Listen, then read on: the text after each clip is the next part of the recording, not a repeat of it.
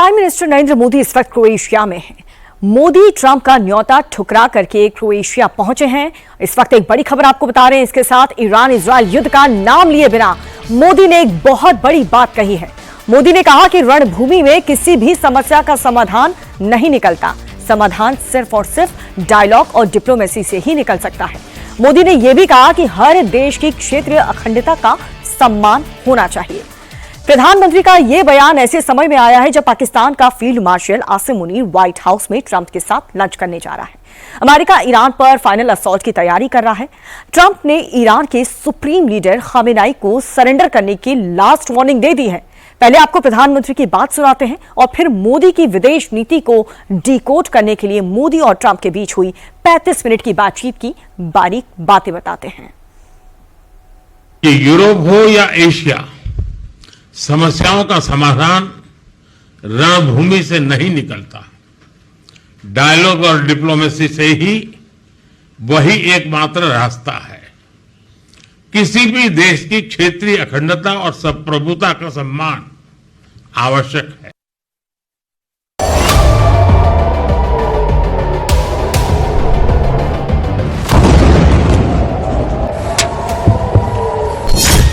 बीच युद्ध, नरेंद्र मोदी ने Donald Trump से क्या कहा?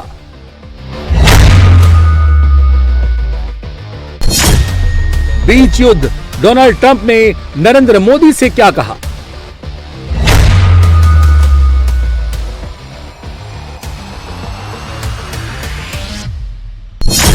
बीच युद्ध, नरेंद्र मोदी ने G7 लीडर्स को क्या बताया? बीच युद्ध, मोदी ने आसिम मुनीर को कैसे डिकोड किया?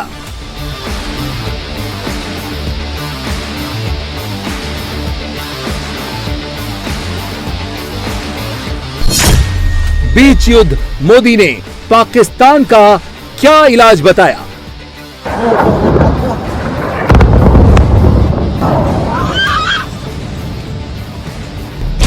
दुनिया में इस वक्त दो युद्ध चल रहे हैं और तीसरा युद्ध पॉज है। पहला युद्ध मिडिल ईस्ट में चल रहा है जिसमें इजराइल और ईरान भिड़े हुए हैं। 6 दिन से ईरान पर बम गिर रहे हैं और इजराइल पर मिसाइलें गिर रही हैं। मिडिल ईस्ट में अमेरिका भी अपनी फोर्स का डिप्लॉयमेंट बढ़ा रहा है। इस बात की पूरी संभावना है कि अमेरिका इस युद्ध में कूदेगा और ईरान के सुप्रीम लीडर खामनेई को गद्दी से उतारने के लिए डायरेक्ट एक्शन करेगा। ट्रंप ने खामनेई को 2 शब्द का डायरेक्ट मैसेज दिया है, unconditional surrender. No, they had bad intentions. You know, for 40 years they've been saying death to America, death to Israel, death to anybody else that they didn't like. They were bullies. They were schoolyard bullies. And now they're not bullies anymore. But see, the next week is going to be very big, maybe less than a week, maybe less. Iran ने भी Israel पर middle range की मिसाइलें दागकर बता दिया है कि Iran surrender नहीं करेगा।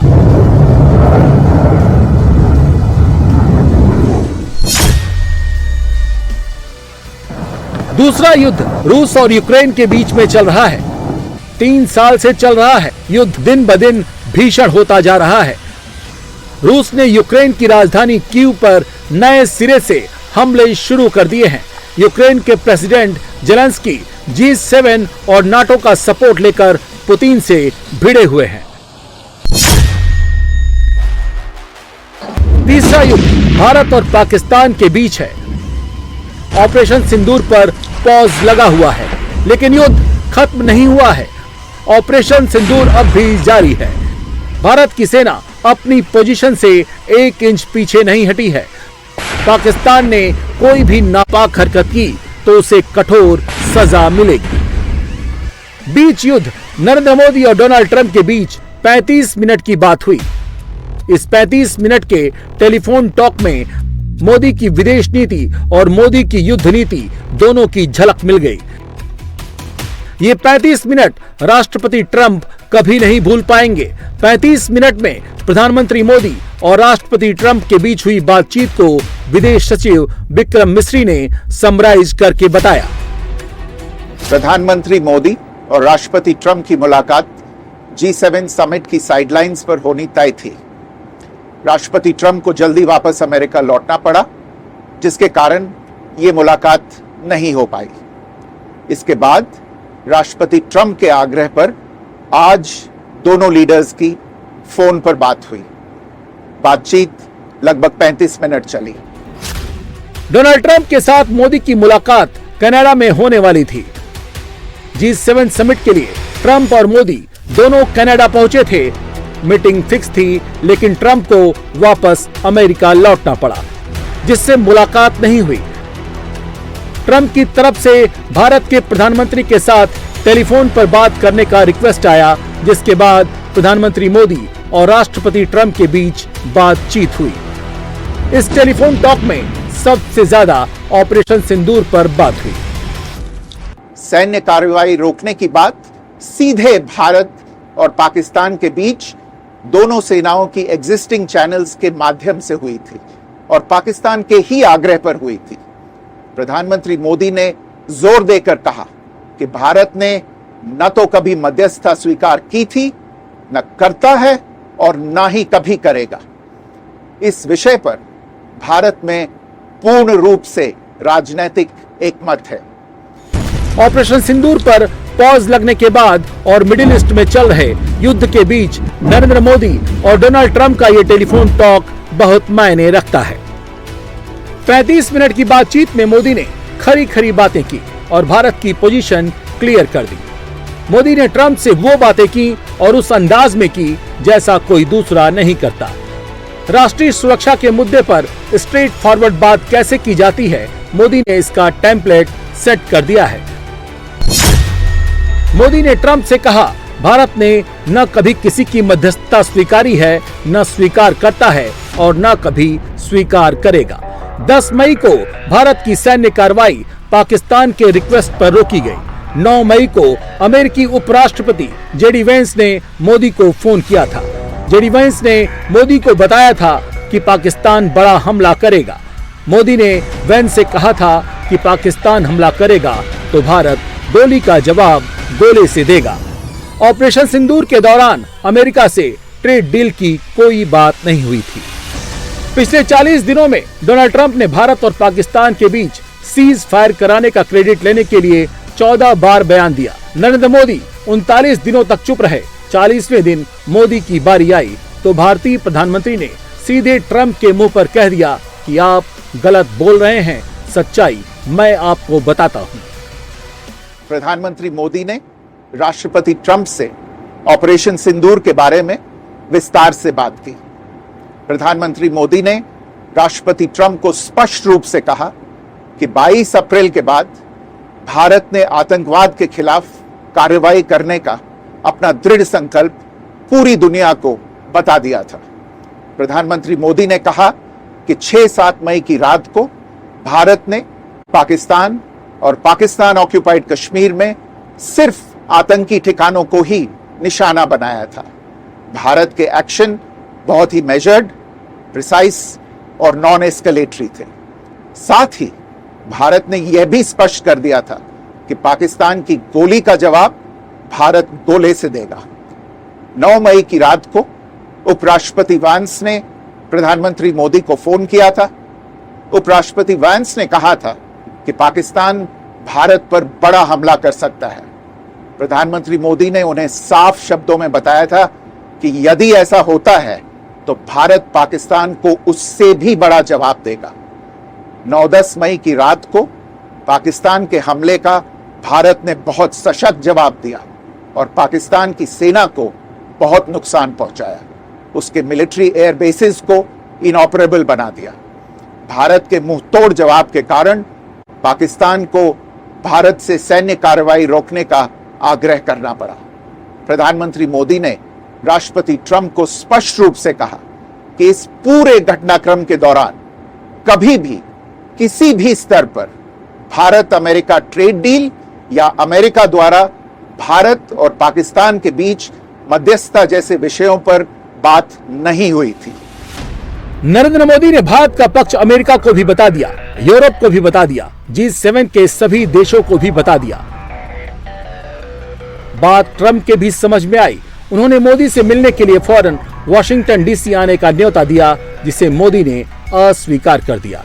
पहले से निर्धारित कार्यक्रम के मुताबिक मोदी कनाडा से क्रोएशिया पहुंचे, वो व्हाइट हाउस नहीं गए। मोदी से मिलने के लिए ट्रंप को अभी वेट करना पड़ेगा। यह मुलाकात क्वाड समिट में होगी, जब ट्रंप भारत आएंगे। राष्ट्रपति ट्रंप ने प्रधानमंत्री मोदी से पूछा कि क्या वे कनाडा से वापसी में अमेरिका रुक कर जा सकते हैं। पूर्व निर्धारित कार्यक्रमों के कारण प्रधानमंत्री मोदी ने अपनी असमर्थता व्यक्त की। दोनों लीडर्स ने तब तय किया कि वे निकट भविष्य में मिलने का प्रयास करेंगे। क्वाड की अगली बैठक के लिए प्रधानमंत्री मोदी ने राष्ट्रपति ट्रंप को भारत यात्रा का निमंत्रण दिया। राष्ट्रपति ट्रंप ने निमंत्रण स्वीकार करते हुए कहा कि वे भारत आने के लिए उत्सुक हैं। मोदी और ट्रंप के बीच टेलीफोन टॉक से क्या होगा? बहुत संभव है ट्रंप अपनी गलती सुधारेंगे। 9 मई या 10 मई को ट्रंप ने मोदी से बात नहीं की थी। अमेरिका के वाइस प्रेसिडेंट जेडी वेंस ने मोदी से और अमेरिका के विदेश मंत्री मार्को रूबियो ने एनएस से अजित डोवाल और विदेश मंत्री एस जयशंकर से बात की थी। संभव है उस बातचीत के बारे में ट्रंप को अच्छे से ब्रीफिंग न दी गई हो। अब नरेंद्र मोदी ने ट्रंप के साथ डायरेक्ट टॉक करके सारा कंफ्यूजन क्लियर कर दिया है। ट्रंप का कंफ्यूजन तो क्लियर हो गया, लेकिन राहुल गांधी का कंफ्यूजन कब क्लियर होगा? नेता प्रतिपक्ष राहुल गांधी को न तो मोदी की विदेश नीति समझ में आती है, न ही मोदी की युद्ध नीति समझ में आती है। राहुल की पार्टी को भारत सरकार पर यकीन नहीं है। राहुल की पार्टी को भारत की सेना पर यकीन नहीं है। राहुल की पार्टी को भारत के प्रधानमंत्री पर यकीन नहीं है। राहुल की पार्टी को मोदी से ज्यादा डोनाल्ड ट्रंप पर यकीन है। कांग्रेस के general secretary communications Jairam Ramesh ने विदेश सचिव विक्रम मिस्री के बयान को भी मिसरीड किया और अमेरिका के एक पुराने प्रेस नोट से उसकी तुलना करने लगे। गलती पकड़ी गई तो जयराम रमेश को माफी मांगनी पड़ी। जो राष्ट्रपति ट्रंप के नोट में है और जो हमारे विदेश सचिव के नोट में है, यानी कि जो राष्ट्रपति ट्रंप कहते हैं कि ये बातचीत हुई और जो प्रधानमंत्री हमें कहा जाता है कि प्रधानमंत्री ने यह बात की, ये जमीन आसमान का फर्क है। इस नोट में, इनके प्रेस नोट में कहा है, राष्ट्रपति ट्रंप व्हाइट हाउस से निकला है ये कि बायलैटरल ट्रेडिंग रिलेशनशिप पर बात की, पर हमारे विदेश सचिव के जो नोट है, हमारे ओर से जो नोट निकाला गया है ट्रांसक्रिप्ट फोन कॉल का, उसमें तो उसका कोई जिक्र नहीं है। जयराम रमेश अपना मोबाइल फोन हिला हिलाकर पूरे कॉन्फिडेंस के साथ व्हाइट हाउस का जो नोट दिखा रहे थे, वो प्रेस नोट आज का नहीं बल्कि 27 जनवरी यानी आज से करीब 6 महीने पुराना है। इसमें 27 जनवरी की तारीख साफ साफ दिख रही है। कांग्रेस के महासचिव ने 6 महीने पुराना प्रेस नोट दिखाकर भारत सरकार को झूठा साबित करने की कोशिश की। जयराम रमेश पकड़े गए तो नॉन बायोलॉजिकल नहीं होने का बहाना बनाने लगे और व्हाइट हाउस में पाकिस्तान के फील्ड मार्शल आसिम मुनीर की लंच पार्टी पर सवाल पूछने लगे। कांग्रेस के अलायंस पार्टनर्स भी उसी रास्ते पर हैं। विक्रम मिस्री का बयान किसी भी पार्टी का बयान नहीं है, ये भारत का ऑफिशियल बयान है। आरजेडी वाले मनोज झा को उस पर भी यकीन नहीं है। उद्धव ठाकरे की शिवसेना वाले संजय राउत को ट्रंप से सफाई चाहिए। 14-15 बयान लगातार दे चुके हैं डोनाल्ड ट्रंप। आज भी एक तरफ मिस्री साहब ने वीडियो रिलीज किया और मैं व्हाइट हाउस की ब्रीफिंग देख रहा हूं।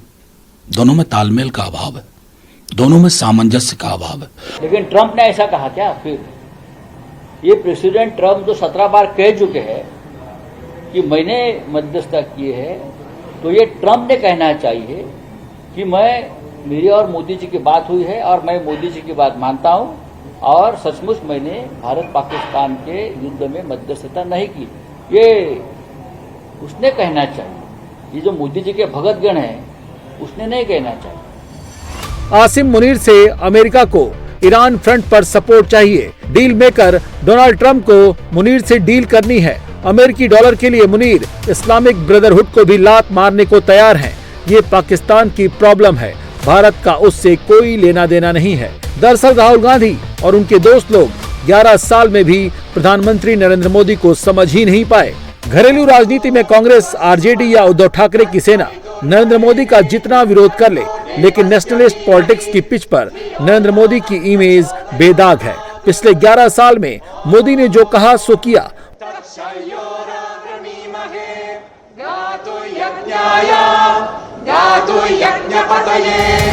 मोदी ने पाकिस्तान को उसके घर में घुसकर मारने का वादा किया तो पाकिस्तान को घर में घुसकर मारा।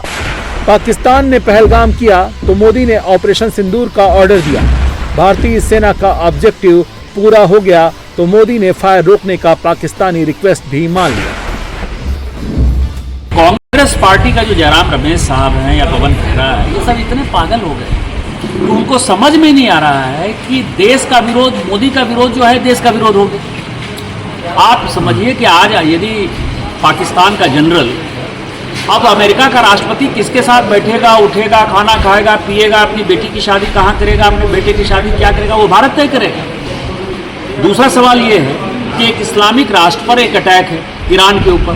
यदि इस्लाम की बात करते हैं तो आज ही मैंने कहा कि प्लेन का रडार देख लीजिए, और प्लेन का रडार देख लीजिए तो उसमें आपको दिखाई देगा कि अमेरिका के 100 से ऊपर फाइटर प्लेन जो है वो पाकिस्तान के एयर स्पेस के ऊपर जो है कूदे हुए। पूरी दुनिया को पता है कि पाकिस्तान का एयरबेस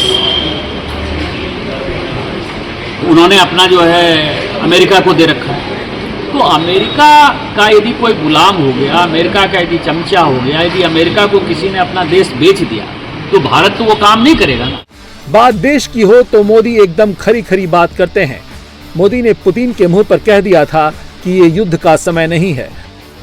मोदी ने ट्रंप के मुंह पर भी कह दिया कि हमें आपकी मध्यस्थता नहीं चाहिए।